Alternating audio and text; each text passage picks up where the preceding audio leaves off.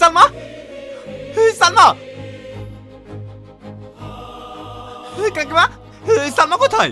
বাপ, তোমার অনেক দেরি হয়ে গেছে। সালমা নেই, ওর গ্রামে ফিরে গেছে। গ্রামে ফিরে গেছে মানে? যাবে না? তুমি শহরের ওই বড় লোকের মেয়ের পাল্লায় পড়ি গ্রামের ওই সহজ সরল মেয়েটাকে যেভাবে দূর দূর করে তাড়ি দিয়েছো, যাবে না তো কি করবে? সত্যি কাকা, আমি সালমার কাছে বিশাল অন্যায় করেছি। টাকার লোভে আমি অন্ধ হয়ে গেছি, অন্ধ হয়ে গেছিলাম। তুমি আর কান্না করো না বাপ, সব ঠিক হয়ে যাবে।